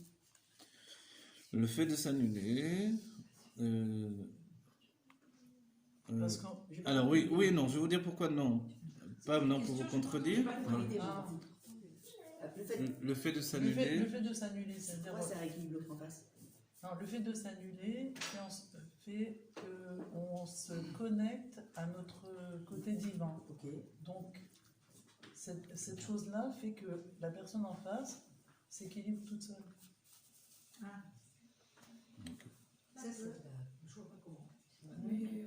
Parce que le changement est sympathique, en fait, on rejaillit, c'est ça?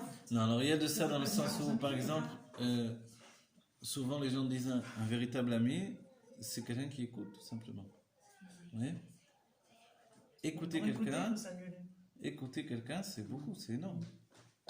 Comment on arrive encore à faire quelque chose quand on s'annule complètement? Alors il y a s'annuler.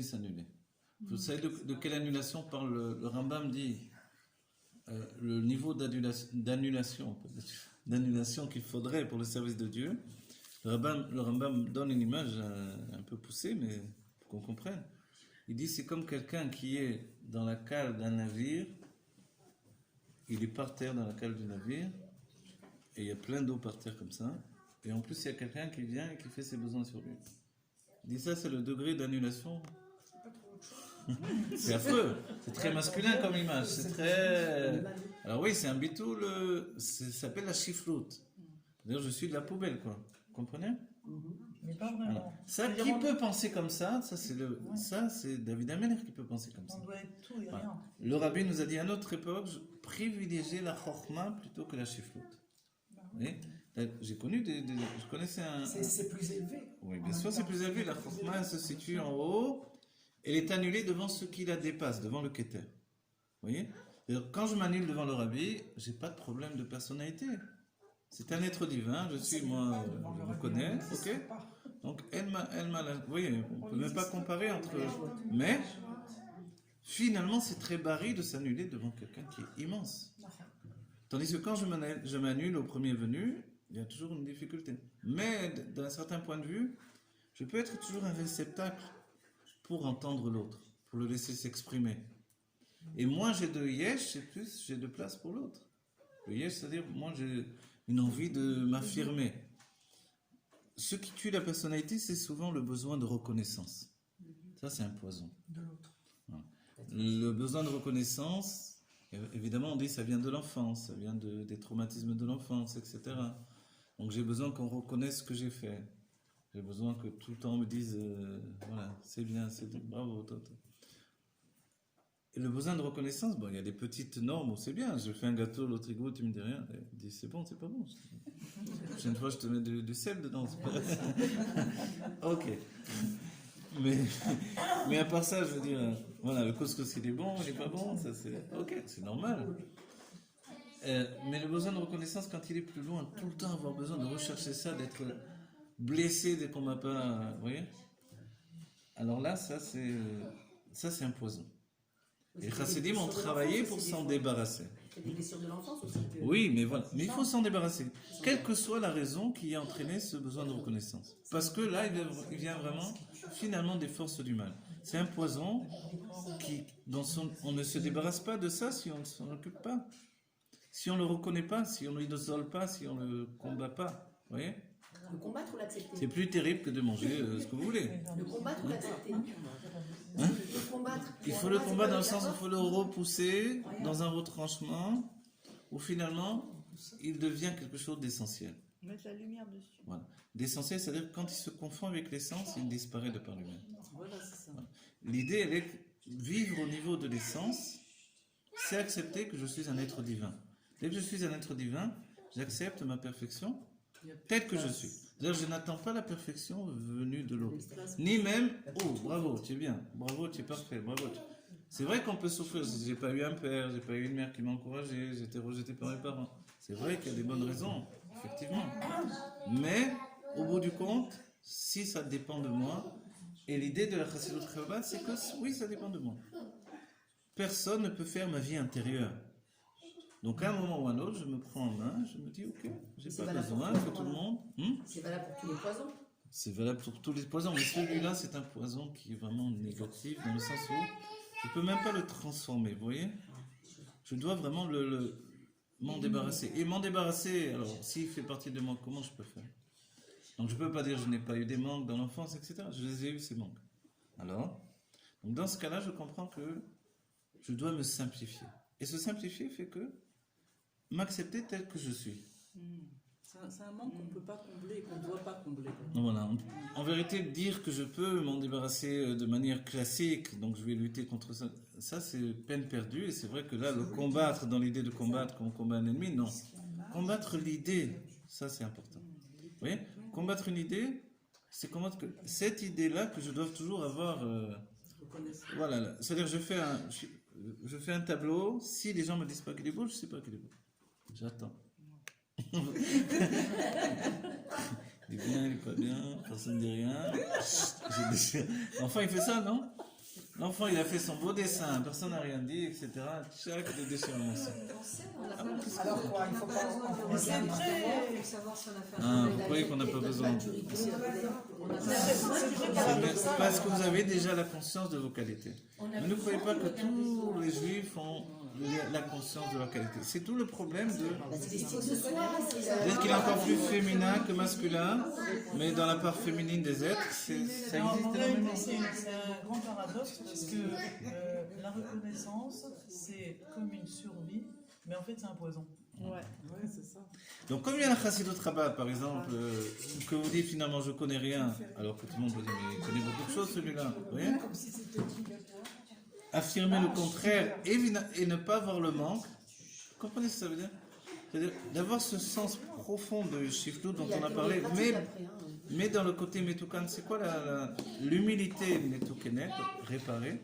C'est une humilité qui fait que vous n'avez plus besoin de ce poison qui est qu'on vous dise toujours ah bravo, tu le pousses là. Mais c'est bien d'encourager, c'est super. Moi j'aime bien les petits smiles, les trucs, ça évite de parler trop aussi. Quelqu'un vous dit quelque chose, tac, bon. Il y a là. Oui. Chez mes gars, Ah, pardon, excusez-moi. Oui. quand on fait grandir des enfants, Oui. on est toujours obligé de leur donner des rizoukim. Bien sûr, vous avez Alors, raison. et les adultes, et nous. Ah oui, oui, pardon. On est toujours des encouragements. Ouais. Et quand on devient adulte, on a quand même besoin du regard des autres. On a besoin du regard des autres. Vous savez, entre nous, entre nous, il y a des adultes, un fils ou une fille de 90 ans qui a besoin que son père, qui a 120 ans, lui dise « Bravo mon fils, bravo ma fille, ce que tu as fait vraiment, tu as fait des efforts toute ta vie, je suis content de toi. » Non. Mais la personne, elle sait bien qu'elle a fait des efforts. Non, vous comprenez? Tu as été extraordinaire toute ta vie et je prends modèle sur toi. Voilà, on a tous besoin de ça. Qui dit le contraire? Mais en vérité, et nous en tant que parents, regarde, en tant que parents, si je ne fais pas ce travail de dire à mon enfant, bravo c'est bien, bravo c'est super, comprenez? Si j'ai par exemple un enfant qui a du mal à apprendre à lire et à écrire, ok? Je vais le voir et je lui dis, tu sais, moi je t'aime même si tu ne sais pas lire. Je lui répète une fois, deux fois, trois fois. Pour lui faire comprendre que, mais si tu apprends à lire, c'est pour toi. C'est pas pour moi. Vous comprenez?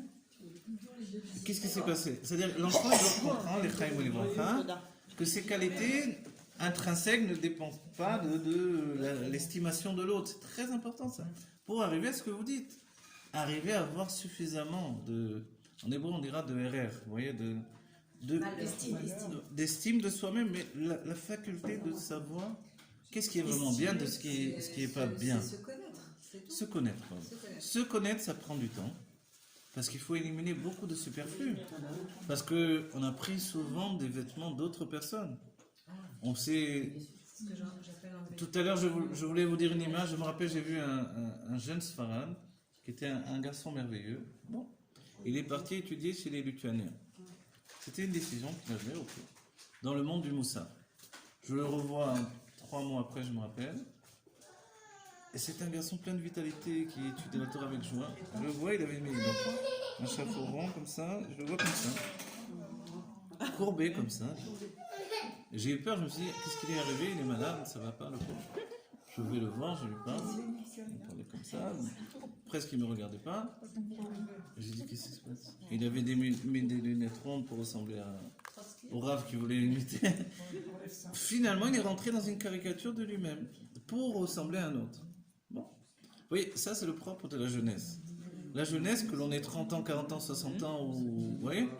je suis écrivain, je vais imiter un autre écrivain. Je suis chanteur, je vais imiter un autre chanteur. Je suis Rav, je veux imiter un autre Rav. Vous comprenez? Tout le monde peut vivre ça. Il y a des limites à l'imitation. Je suis Chabad, je vais imiter le rabbi, je parle ça, que je te dis, que... Moi aussi, je peux faire ça. Il y en a plein qui font ça, ça marche en plus. Les gens, ils aiment bien ça. Alors, à partir de quand on sait qu'on est soi-même? À partir de quand on sait qu'on est vraiment soi-même? On sait. Quand... On sait, on sait. Non, On cherche pas. c'est d'accord, on sait. Non, on sait, vous savez. J'ai J'ai donné une image une fois, vous savez, vous avez sûrement dû... Un jour, vous énervez vraiment. Peut-être même avec un enfant. Situation, vous sortez. Et vous voyez comme ça, vous regardez, et ça vous a donné une secousse. Plus vous-même, vous avez été choqué que les autres. Vous voyez? Dès ce moment-là, vous avez un retrait. Vous avez une sorte de... Je ne veux plus jamais être comme ça. Vous voyez? Et là, vous comprenez qu'il y avait des choses superficielles qui s'étaient greffées à vous, qui ont fait que cette explosion, elle ne vient pas de la situation. C'est pas vrai, la situation, elle n'entraîne pas d'exploser comme ça. Alors c'est quoi? Il y a des choses qui sont greffées, qui sont négatives. Il faut s'en débarrasser, c'est tout. Oui. Et en fait, il faut se simplifier au maximum. La vie, elle est simple au départ. C'est nous qui la compliquons. C'est pour ça qu'on ne voit pas la Géoula qui est déjà en place, tout est là, etc. Elle est simple, mais compliquée. Pas mal de trucs à traiter, quoi. Chabad, c'est simple, mais Nous, compliqué. notre plus grande source, mon mari, moi, d'énervement, de déception, etc., on n'arrête pas de se dire, faut rien attendre, faut pas attendre de merci, ni de bravo, ni de salut, comment tu vas, ni de rien, faut rien attendre. Je pense qu'il vient. La théorie, on la connaît. Arriver à le faire quand on nous manque de respect, quand on nous répond pas, quand on voit qu'en face, il n'y a pas les valeurs. Alors, je suis d'accord. Alors, c'est pour ça qu'il y a ce qui s'appelle l'éducation. Alors, on étudie l'éducation. Qu'est-ce que l'éducation? Une éducation positive, dans notre génération, elle doit être axée sur la Géoula. J'étudie le livre du Rav Noté qui parle beaucoup de ces sujets-là. Éduquer de manière positive. Oui. Éduquer de manière géoulatique. Éduquer en projetant chez l'enfant en fait une vision de Géoula déjà dès le plus jeune âge. L'enfant de 30 ans. Hein. Oui, je sais.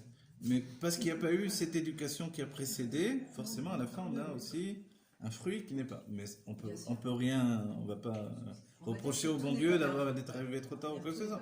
Les choses sont telles quelles, ok? Donc en vérité c'est souvent parce que les choses se sont construites de manière imparfaite qui a une finalité. D'accord? Cette imperfection, c'est pas qu'on a manqué totalement de ce qu'on devait donner. C'est que nous-mêmes, on n'a pas été suffisamment en Géoula pour le transmettre. Vous comprenez? Et ça, c'est la base de notre problématique. C'est pour ça qu'aujourd'hui, notre tchouva en tant qu'adulte, c'est en hébreu, on dira la kri neta Géoula. Voilà, c'est-à-dire vraiment, si on est gorgé de la lumière de la Géoula, forcément l'autre va le ressentir. Moi, je ne suis pas un exemple de ça, je dis franchement, il y a des chassidim qui débordent de joie chassidique, vous voyez? Et ça, c'est beau. C'est beau, c'est une chaleur humaine profonde que l'on transmet. Donc, au bout du compte, il faut qu'on soit absolument pas dans l'attente de quoi que ce soit. En vérité, voilà, il ne faut pas être dans l'attente. Il faut vous dire. Alors, voilà, non. Ce que je réponds pas, voilà. C'est pas grave, je fais pas Hanouka avec toi et tu viens quand je suis pas là. C'est ça que ça marche. Parce que c'est non, en fait, ce que je voulais vous dire, voilà, au point de départ, après je suis rentré, c'est qu'il y a des âges pour éduquer les enfants. D'accord? Quand on a passé l'âge de l'éducation, on ne doit plus attendre on ne doit plus attendre de l'enfant comme on a attendu précédemment. Il y a des âges, l'enfance, c'était une éducation systématique, on va dire, okay, parce que c'est très axé sur le comportement. L'adolescence, c'est une éducation basée sur la compréhension de l'âme. Dans l'enfance, en vérité, on commence déjà, mais dans l'adolescence, ça devient essentiel. C'est pratiquement discuter avec l'âme de l'enfant plus qu'exiger de lui des tas de choses. Donc, on va beaucoup moins exiger ce qui est exigé dans l'enfance. Dans l'enfance, on est obligé. Si l'enfant mange avec les mains et s'en met partout, c'est à nous de faire un travail pour essayer de le transformer. Même si on dit que c'est barré, c'est bien, il touche la matière, ok, c'est vrai. Mais le Rabbi Reyatz dit que à nous de le sortir du monde animal pour le rentrer dans le monde humain. Premier stade, dans tous les niveaux. Et pour nous, le rentrer dans un monde divin, duquel il vient, et qui, par la nécessité de s'attacher à la matière, il peut s'en déraciner. Donc à nous de l'installer dans un monde divin. Les brachot, la reconnaissance de la Kedusha, là tout le temps, ça devient des réflexes de vie. Et ne pas être choqué. Nous-mêmes, on est choqués au début, et après on comprend que c'est bête, il ne faut pas être choqué.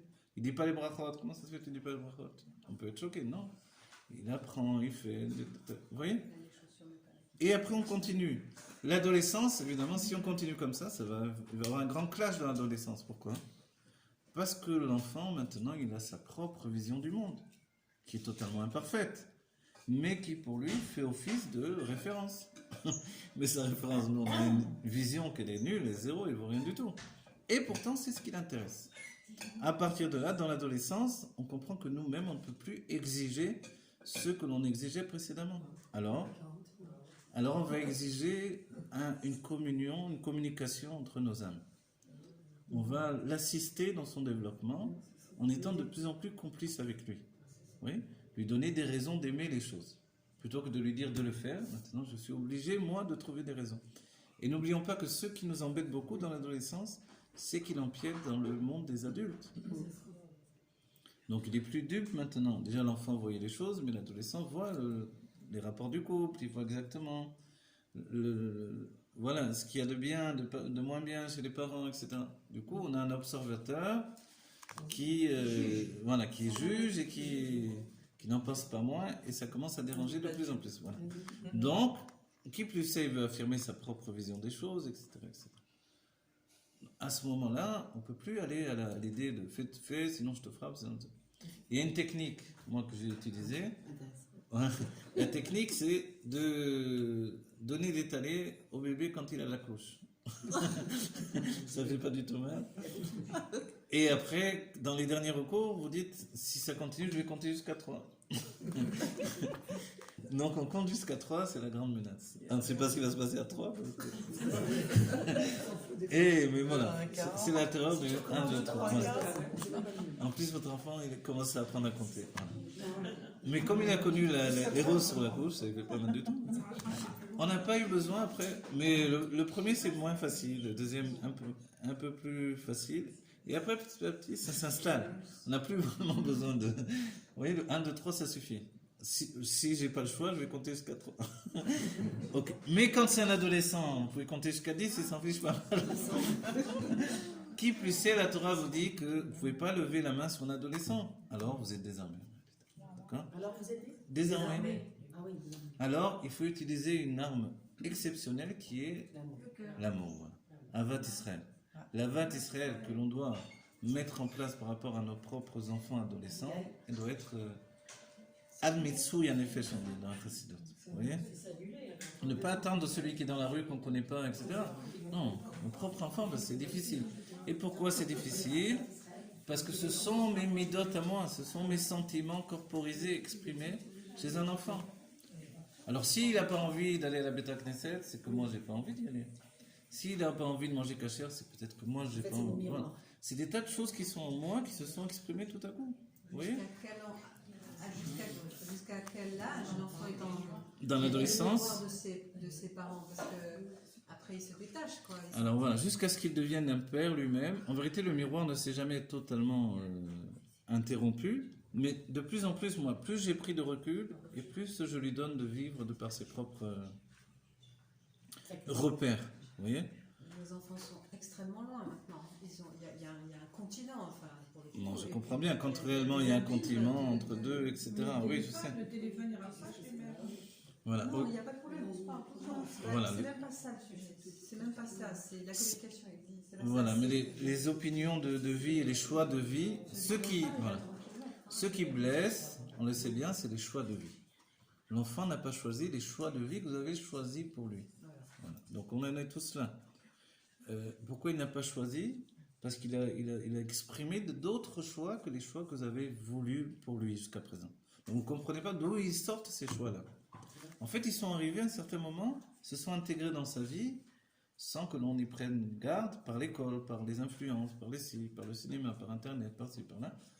Quelque chose s'est allumé à lui. La Chassidut parlera de ce qui s'appelle Chashivut Ha'inyan. Qu'est-ce qui est important pour lui ? Comprenez ? Si tout à coup il a désiré partir dans une île et vivre une vie où il est tous les jours à la mer, sur une planche et vivre comme ça, voilà. Voilà. Mais entre nous, je trouve que c'est pas mal comme vie. Non, franchement, ce que le père il aurait pu faire. Voilà, la plupart du temps, le père il est dans le bureau toute la journée enfermé, mais il aurait bien voulu vivre comme ça. Ça, c'est très bien. Oui. L'enfant a choisi d'être heureux, il a choisi sa voie, il a trouvé comment être heureux. D'accord. Moi aussi, Mais quand il est dans la phase où il n'a pas encore trouvé, on les voit avec notre troisième œil, et on sait qu'ils sont pas heureux, et on sait qu'ils construisent pas, et on sait que tout ce qu'ils ont fabriqué dans leur vie, c'est parce qu'ils ont une peur folle de vivre. Donc je me marie pas, je fais pas d'enfants, j'ai pas de travail, je fais pas les vidéos. alors ça s'appelle que Dieu préserve enfanter dans la douleur. Comprenez ? On peut penser qu'il n'y a que la mère qui au moment de l'accouchement enfante dans la douleur, c'est pas vrai. Quand Dieu a parlé de ça au moment de la malédiction de Chava, etc., c'est une notion.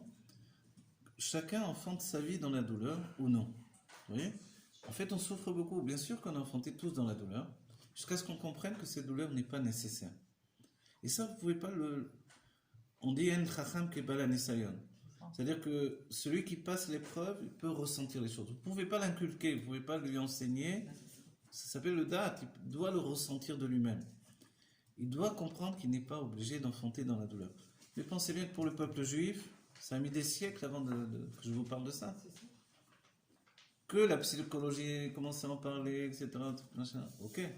Mais nous, dans le judaïsme, vous voyez bien que toute la valeur, prenez des livres de judaïsme, je ne sais pas quoi vous dire, des livres pas forcément religieux, où on parle des juifs, etc. Mais c'était l'idée du martyr juif qui se continue.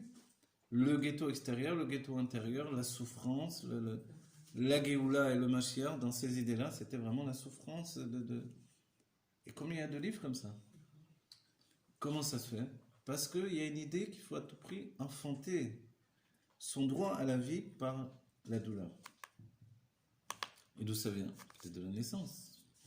En fait, c'est plus profond. Non, ça vient du choix. Voilà, ça vient de Chava. Donc, en fait, à nous de réussir à passer le cap et entraîner chez l'enfant un plaisir qui n'est pas uniquement le plaisir qui est basé sur des réprimandes et des... Vous voyez? Mais nous-mêmes, on fonctionne quand même avec ça. C'est dur, en fait. Non, c'est dur parce que comment éduquer un enfant sans le réprimander, c'est pratiquement impossible. Ok? Lui faire que des compliments, ça va 5 minutes. On ne peut pas non plus faire que des compliments. Ok? C'est vrai. On ne peut pas être des menteurs. Alors. Donc, finalement, quand il a grandi, devenu adolescent, il est le fruit de ces réprimandes qu'on lui a fait. On regrette d'avoir fait tellement de réprimandes. Mais en même temps, il aurait été un enfant révolté si on ne lui avait pas donné un chemin de vie organisé et équilibré. Donc en fait, on se dit, mince, qu'est-ce que c'est? C'est ça l'exil. L'exil, c'est un mélange de bien et de mal. On veut faire le bien, et pour faire le bien, on fait du mal en même temps. Vous comprenez?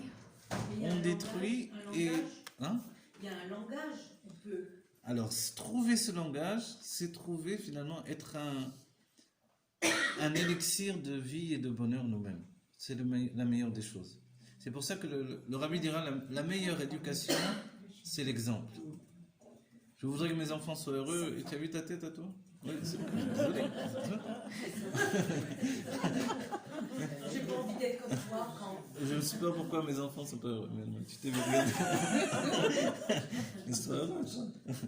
Non, et ça, c'est sûr qu'un père heureux, une mère heureuse, ça donne de distribuer du bonheur. Et le contraire, l'inquiétude que l'on porte avec nous, mais forcément, ça se transmet. Et malheureusement, on a été éduqué dans les inquiétudes, etc. Mais quand on a été éduqué sur vis bien, fais ta vie, sois heureux, etc., c'est mon souci, alors, eh bien c'est bien. Et si sa vie, comme je vous dis, c'est peut-être que pour l'instant, il ne mange pas cachère, alors que je l'avais mis en yeshiva, etc. Mais il y a peut-être plus que ça. Et le rabbi a dit une image. Le rabbi a dit que quand un juif sort du guéder de Torah Mitzvot, en fait, il s'englobe dans le keter. Vous vous rappelez, le rabbi il a dit quand il a dit karet, c'est quand on ne fait pas la volonté de Dieu, donc c'est les lettres de keter. Karet, c'est les retranchés du peuple juif. Effectivement, il s'est retranché. Il est parti même à l'autre bout du monde, ou même à Tel Aviv. Il n'a pas besoin d'aller à l'autre bout du monde. À Tel Aviv, on est plus retranché peut-être qu'autre part. Alors on va dire, mais pourquoi il veut vivre comme ça? S'il est heureux, est-ce que c'est pas important? Oui. Bon, chacun de nous, on souhaite que nos enfants soient heureux, parce que c'est bien, parce que c'est bon. Mais est-ce que je l'ai vécu suffisamment dans le kef, dans le plaisir de vivre, etc. Alors, si je l'ai vécu dans le plaisir de vivre, forcément, l'impression qui est en lui va se continuer pour toute la vie. Donc, il faut faire de notre vie un bonheur constant. Il faut vivre comme en Hitvadut. C'est l'expression du rabbi. Que tous les jours soient des jours de Hitvadut, tout le temps. Qu'on ait une vie tellement agréable qu'on n'a pas envie de la quitter. Vous voyez? Des enfants, il y a aussi des maisons comme ça, où les enfants n'ont pas envie de sortir. Ils n'ont pas envie, ils n'ont pas besoin d'aller sortir, trouver je sais pas quoi dehors, en boîte de nuit ou un truc ainsi dans là. Parce qu'ils sont bien dans leur maison. Ils ont tout ce qu'il faut dans leur... Ça existe aussi. Il y a des maisons chassidiques comme ça, il y a des maisons chassidiques catastrophes aussi. Voilà. Il y a des maisons de judaïsme non chassidiques et même des non-juifs comme ça. C'est vrai. On va dire que ça ne dépend pas uniquement forcément de Torah et Mitzvot. Ça dépend de l'état d'esprit. Vous voyez? Donc si on a un état d'esprit positif, c'est le bonheur de vivre qui prend le dessus sur tout. Mais c'est vrai qu'il faut de l'expérience de vie. L'expérience, comme aujourd'hui on n'a plus le temps, on ne peut plus attendre d'être trop vieux pour avoir cette expérience, il faut se dépêcher. Donc il faut vite tirer des conclusions de la vie parce que sinon le temps passe trop vite. Donc, avant de laisser grandir nos enfants avec trop de rigueur accumulée et trop de douleur projetée sur ces enfants et les voir fuir loin de nous d'une certaine manière, il faut se dire, bon, je ne vais pas pleurer sur ça non plus, mais travailler vers un état positif de soi-même, améliorer soi-même sa vie et revoir finalement que ça attire sur nous le bonheur de nos enfants, ils reviennent à cette vie parce qu'ils ont envie de la vivre avec nous, de la partager. Donc inconsciemment, si je dis tout ça, et je m'implique en disant ça, c'est pas que je vous le dis à vous, c'est que c'est notre histoire à chacun d'entre nous, quoi. Vous comprenez, c'est pas un hasard s'il y a des maisons, je sais pas, mais à Charim, mais l'enfant est parti, il a tout laissé, il est parti, il est plus religieux du tout, il est devenu anti-religieux. Il y a eu un grand truc là qui a fait fureur, là, une femme qui s'est enfuie de Satmar, une fille qui s'est enfuie de Satmar, elle a fait un livre, et maintenant ils ont fait un feuilleton, tout le monde parle de ça à droite à gauche, etc. Et c'est une honte à la fois, et en même temps, bon, qu'est-ce qu'on va faire? C'est une réalité aussi. Mais dans l'esprit aussi des autres, ils pensent que tous les religieux, on est comme ça, quoi. Qu'on est une sorte de secte terrible d'enfermement. Et peut-être que nous aussi, on pense ça. Donc à nous de prouver le contraire chaque jour dans notre vie, que c'est pas ça le judaïsme, c'est pas ça la religion. Vous voyez, donc c'est pas si grave finalement. Rien de trop grave, mais c'est bien de faire. C'est tout, il faut trouver cet équilibre-là. Et c'est pas la chose la plus facile. En réalité, Dieu doit nous accorder d'être très riches, spirituellement et matériellement également. Et c'est pour ça que l'une des conditions de la Géoula, c'est qu'on devienne très très riche pour pouvoir vivre de mieux en mieux. Vous voyez, sortir de la fragilité de l'existence pour avoir tous les moyens de se donner un bonheur quotidien, de ne plus avoir la fatigue au quotidien. Vous voyez, cette fatigue qui fait qu'au bout de la journée, des fois, vous êtes fini, quoi. Et vous continuez quand même parce que... Moi, j'ai travaillé dans la restauration depuis que je suis enfant. Vous connaissez cette fatigue-là. C'est-à-dire que à 3h du matin, déjà, vous êtes au bout de vos forces, vous n'en pouvez plus. Mais il faut terminer le travail, quoi. Il faut que la salle soit prête pour le lendemain, impeccable. Et vous êtes à bout de force, vous continuez quand même. Vous voyez? Et des fois, dans nos vies, on voit qu'on arrive à ce stade-là. Dans l'éducation avec les enfants. Les petits-enfants, heureusement, ils ont des forces, je ne sais pas où ils les prennent. Et vous êtes déjà depuis longtemps, juste dans le...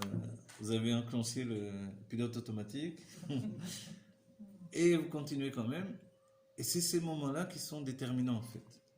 Dans ces moments-là, quelquefois, vous êtes très maladroit. Vous n'avez plus de patience, vous envoyez tout promener, vous hurlez, oui.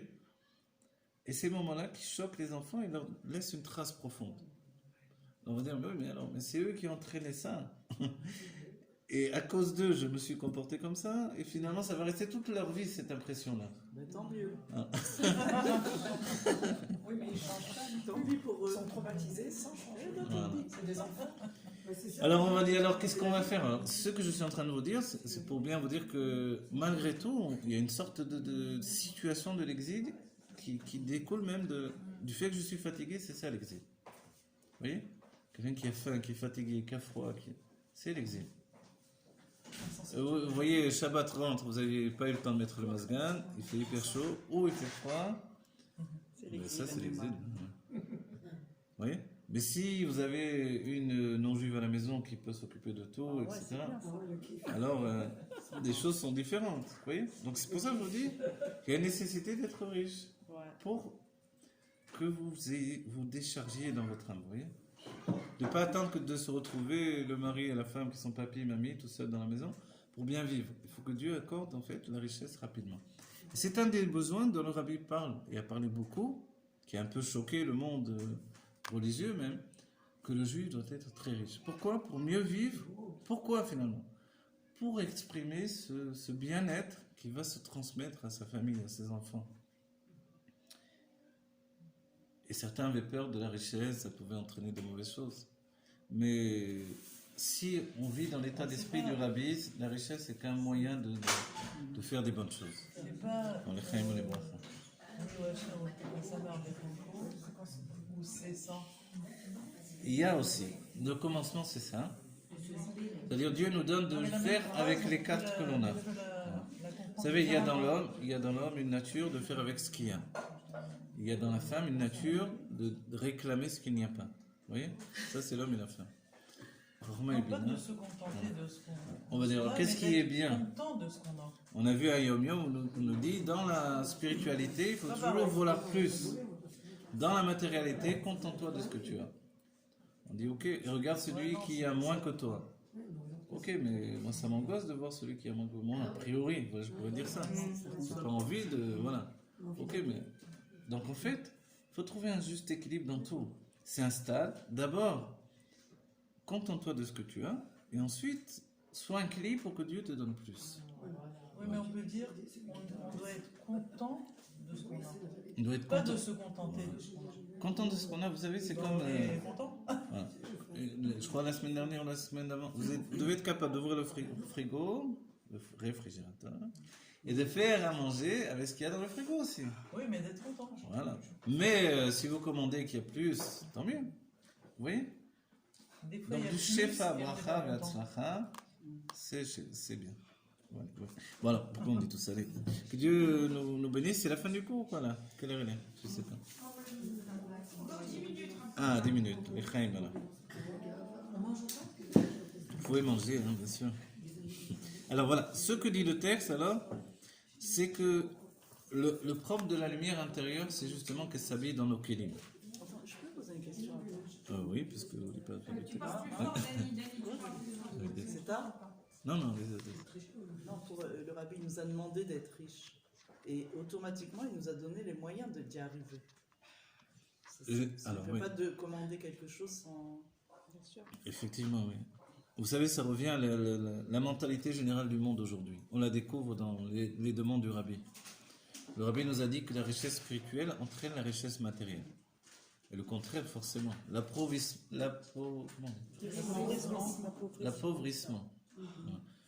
spirituel entraîne la situation également matérielle.